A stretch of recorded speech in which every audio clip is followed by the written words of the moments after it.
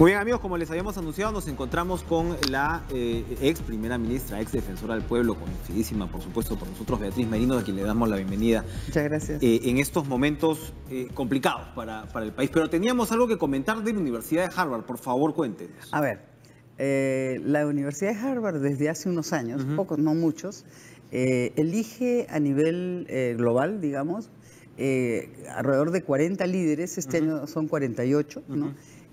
Mundiales, a los cuales trae a la universidad para darles un programa especial de, digamos, de reinvención, por así llamarlo, con una capacitación multidisciplinaria. Primero que son personas que no se han presentado, alguien los ha presentado y 10 facultades los entrevistan.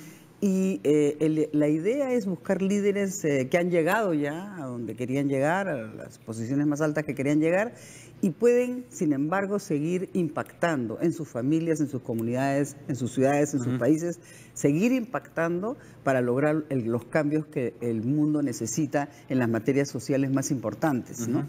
La universidad considera que el estudio que se realizaba antes a los 25 años o 18 años, que son los estudios de pregrado, posgrado normales y quizás hasta los 30, los doctorados, ya hoy día, digamos, tienen un periodo de vigencia mucho mayor, porque los seres humanos, por lo menos en Estados Unidos, están pasando los 100 años y creen que podrían llegar hasta los 120 hacia finales del siglo XXI. Entonces están trayendo ya líderes completamente logrados y los hacen pasar por este programa que dura un año. Parte de él es presencial, parte no. Ya yo me voy la próxima semana, estoy muy contenta. Además, soy la primera vez que una persona de Perú es elegida para este programa. Y estoy ahí con personas realmente sorprendentes, ¿no? En los logros, qué sé yo, por ejemplo, el número uno, bueno, por ejemplo, el Grupo Tata, ¿no? El famoso Grupo Tata, ya no en este año, pero en otros años ha estado ahí. El número uno de la NASA ha estado ahí. Este año hay presidentes de bancos, o sea, personas que han logrado, pues, presidente del Banco Central de Reserva, por ejemplo, uno de los presidentes de uno de los estados federales más grandes de los Estados Unidos, y personas que lo han logrado todo, ¿no? Y que sin embargo van a estudiar y se les prepara una especie de programa a la medida, ¿no? En mi caso personal, y yo creo que estoy en un momento de la vida que necesito una reflexión, porque creo que además mi país también necesita una reflexión, he escogido llevar cursos de ética en la famosa Divinity School, que es la escuela de filosofía, que va a cumplir conjuntamente con la Universidad de Harvard 400 años, ¿no? Creo que es momento para la reflexión de los peruanos, por eso, porque son periodos difíciles. Y me siento muy contenta porque, como digo, es la primera vez que alguien del Perú va a este curso. Felicitaciones por este logro. Hablábamos esta semana con Max Hernández sobre la ética, precisamente, y claro, y que cómo una situación como la que enfrentamos ahora enfrenta incluso una serie de éticas cuando hablamos, por ejemplo, del indulto y el debate que se crea alrededor de él, hasta dónde el tema de la gobernabilidad se puede ver comprometido, como la ética de repente, que Max señalaba como de la responsabilidad en buena medida, se enfrenta a la ética o al deseo o a la demanda de ética que proviene de los jóvenes, que también por supuesto hay que escuchar. Es toda una situación muy compleja la que estamos viviendo. Es un poco la realpolitik, ¿no? La realpolitik. ¿Cómo observa la situación actual? Usted fue primera ministra en un gobierno que no fue fácil. También, ¿no? Guardando todas las distancias del caso. Pero, ¿cómo observa este nuevo semigabinete que tenemos ahora? ¿Puede ayudar a salir adelante en esta situación? A ver, cuando me tocó a mí esa responsabilidad, el presidente tenía 7% de aprobación.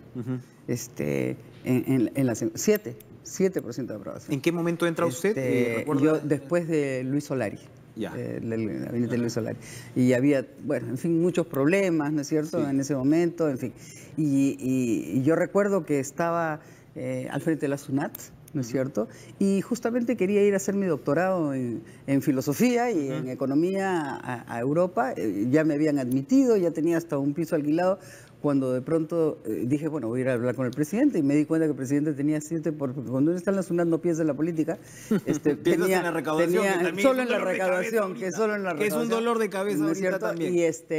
Y me di cuenta que el presidente tenía 7% de aprobación, y dije, bueno, esperaré, pues, ¿no? Que nombre su gabinete, y bueno, terminé siendo yo nombrada al frente de ese gabinete y total, se sumó el sueño de irme a estudiar mi doctorado en filosofía, pero ahora felizmente puedo hacerlo, ya no para una doctoral, pero puedo cumplir ese sueño. Yo pienso que los momentos difíciles, o sea, póngase a pensar, un presidente con 7% de aprobación es de una fragilidad tremenda, ¿no? Una fragilidad tremenda.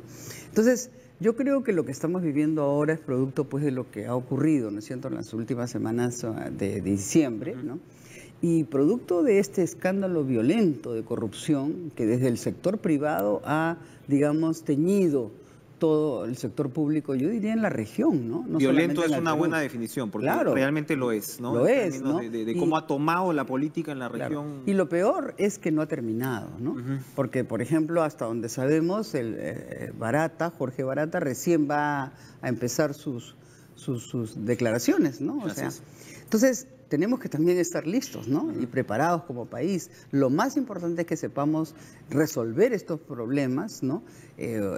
Dentro de lo que es el marco de la ley, de que funcionen las instituciones, funcionará el Congreso con sus comisiones investigadoras, funcionará, por supuesto, el Ministerio Público, que yo entiendo, funcionan los procuradores, el Ministerio Público, los jueces, el sistema judicial, todo tiene que estar muy bien, digamos, transparente, respaldado, porque así es como se resuelven los problemas. Es un problema tremendo, gravísimo, ¿no? que ha violentado no solo el gobierno, o sea, usted ve que los partidos también están divididos, han perdido personas, hay renuncias, expulsiones, hay de todo. La situación que usted describe durante el gobierno de Toledo, sin embargo, a pesar de la gran impopularidad que tenía el presidente, él había logrado construir una suerte de precaria mayoría en el Congreso, con el Frente Independiente Moralizador y demás, ¿no? Es verdad. Esta no es la situación actual, aunque parece que hay un ala de Fuerza Popular que definitivamente no está golpeada. ¿Cómo observa la relación de lo que puede ser? Porque una cosa es que puedas tener que Barata diga ¿no?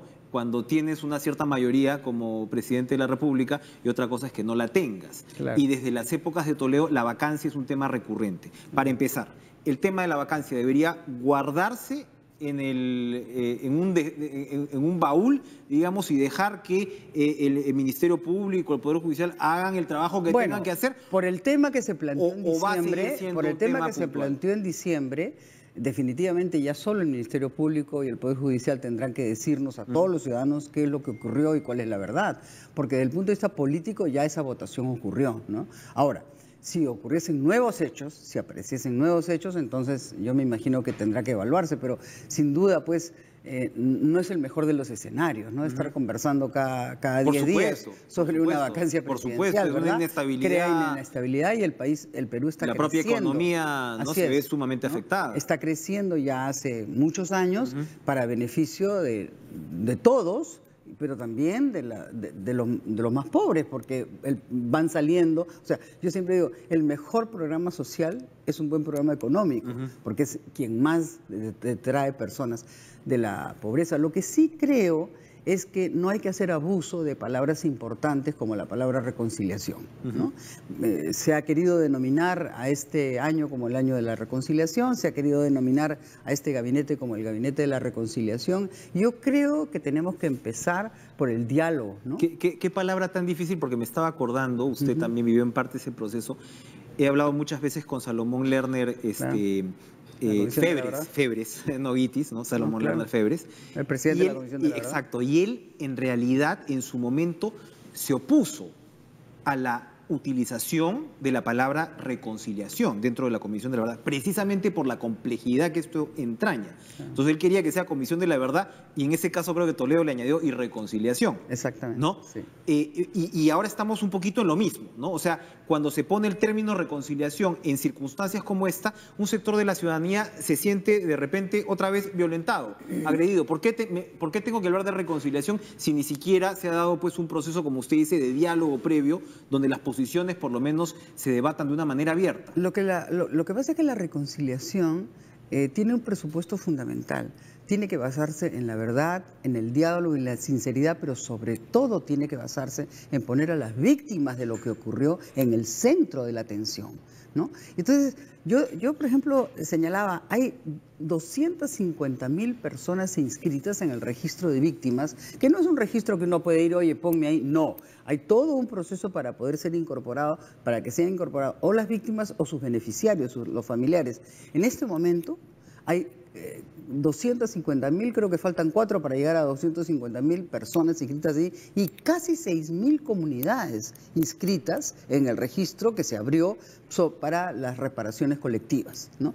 Entonces, yo me pregunto, ¿qué significa reparación? Bueno, significa, por lo pronto, atender a esos 250.000 personas, ¿no es cierto? Y atender a esas 6.000 comunidades a las cuales no se ha atendido debidamente. Primero porque las primeras directivas que se dieron fueron directivas muy equivocadas. Algunas requerían, por ejemplo, que tuvieran 80 años, ya no es así. Pero los programas a los cuales las víctimas acceden no son programas creados especialmente para ellos. Son el CIS en el tema de salud, Beca 18. Son genéricos. Exacto, y para otras personas.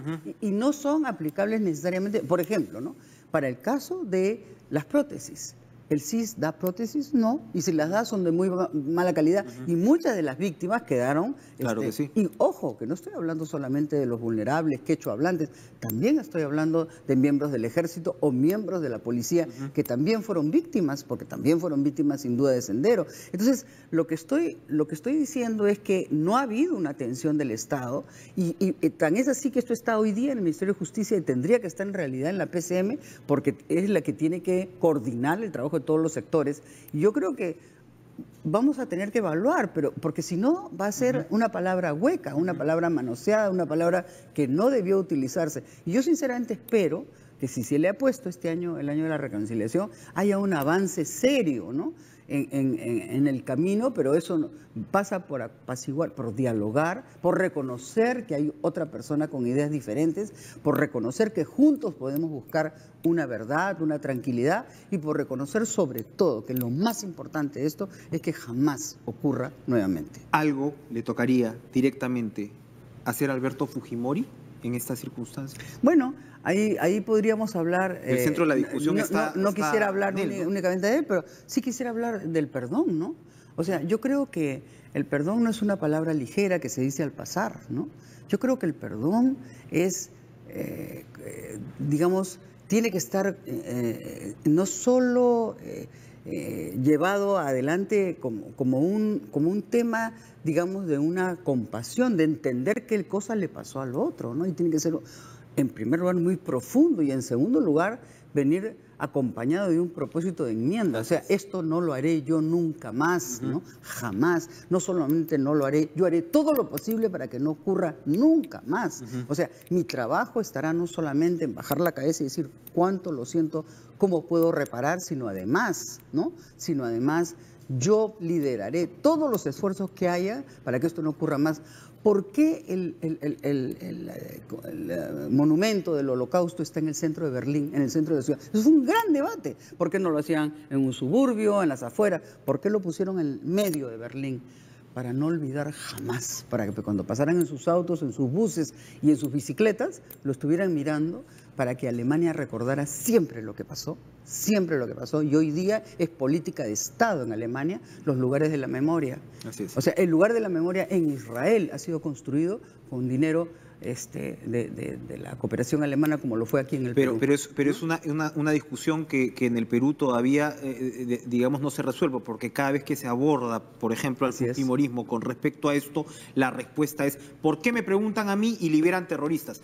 Cuando en realidad, pues estamos hablando, en el caso de Fujimori, por ejemplo, de un escuadrón de la muerte que tenía el padrinazgo de Palacio de Gobierno. Eso no pasó con los anteriores, por más que hayan habido abusos espantosos en la década de los 80. Pero la responsabilidad por ahí no se está entendiendo del todo, ¿o me equivoco? ¿Va a ser posible ubicarnos en ese cuadrante? Y yo quisiera decir ahora, como saben, he sido invitada además a la Universidad de Harvard porque hoy día ejerzo la función de presidente ejecutiva de la Universidad César Vallejo y estoy en el ámbito académico, ¿no es cierto? En el ámbito de esos casi 100.000 estudiantes con los cuales yo trabajo el día de hoy. Y entonces estos comentarios los hago más bien en mi calidad de ex defensora del pueblo, porque yo dediqué muchos años de mi vida a estudiar esto, a caminar el pueblo del Perú, digamos, el pueblo sufrido, el pueblo, digamos, que ha quedado desenganchado, ¿no es cierto?, del avance moderno. Yo, en primer lugar, ¿no?, creo que el objetivo es el correcto. Todos tenemos que pedir y buscar la verdad, la reconciliación, que esto no ocurra más. Lo que me parece que no estamos encontrando es el camino, ¿no?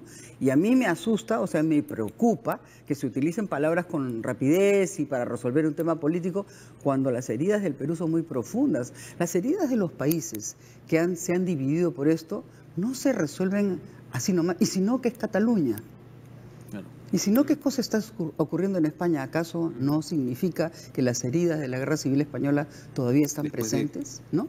Entonces, o sea, las heridas de la Guerra Civil Norteamericana, ¿acaso no volvieron a resurgir en Charlottesville hace unos pocos meses? O sea, esas heridas son muy profundas en una sociedad. Y estoy hablando de países del primer mundo. Exacto. ¿No? Estoy hablando de países del primer mundo. En un país como el Perú, que todavía está en proceso de desarrollar su economía, esto es muy delicado. Es muy importante que no creemos un cinismo, ¿no?, un escepticismo, o lo que es peor, una frustración. Max Hernández precisamente decía, ¿no?, que Freud, citando a Freud, decía que lo más frustrante para el ser humano es la promesa incumplida, ¿no? Entonces, no podemos estar permanentemente frustrando a los ciudadanos peruanos respecto del Estado o sus líderes. Lo que es cierto, y ahora sí para terminar, lo que es cierto es que yo creo que es lo que me deja la conversación con usted, es que no estamos, hasta ahora por lo menos, presentando una plataforma, ¿no?, donde podamos articular esto. Yo hablaba otra vez con Max sobre el tema Acuerdo Nacional, de repente, por hablar en voz alta, ¿no? Un mecanismo que de repente está un poco abandonado, porque esto no lo vamos a hacer desde el Congreso, esto no lo vamos a hacer a periodicazos, ¿verdad? No. Esto tiene que tener algún tipo de formalidad. Pero ya existe este registro de víctimas, ¿no? Eso no lo puede cuestionar nadie. Personalidades integraron la comisión que inició este registro de víctimas, incuestionadas además, y ahí tenemos ya un universo de 250.000 víctimas con las que tenemos que empezar a trabajar ya de una vez y empezar a dialogar para que es el camino, ¿no es cierto?, a resolver esos problemas se encuentre. Ahora, yo soy optimista, ¿no? Yo creo que eso es algo que se lo debemos a los jóvenes que vienen detrás de nosotros, y yo creo que el Perú va a encontrar dentro de la democracia, dentro del respeto a la Constitución y la ley, la solución a todos sus problemas, y ojalá que no sean más que los que ya han sucedido hasta ahora, por lo menos este año, y ojalá que el próximo año estemos aquí conversando sobre los avances, no la solución completa, pero los avances serios, reales y eficientes que se han hecho en materia de reconciliación. No podemos usar esa palabra únicamente de manera política, de manera etérea. Eso tiene un contenido, no es una palabra hueca, que hay que darse. Y hay que dárselo, y importante de lo que usted dice además, por más que todos los problemas que tengamos, solucionarlos en democracia es lo que toca. Lo más importante. Y eso es lo más importante, lo más importante. Gracias, Beatriz Merino, un gusto. Muchas gracias. Un gusto conversar con usted, buen viaje, una excelente experiencia. Gracias. Ya nos contará. Bueno, me voy al frío, pero ya bueno, sí, pues, está bien. Bueno, en el frío se estudia. Unas por otras. Gracias, Beatriz, por acompañarnos esta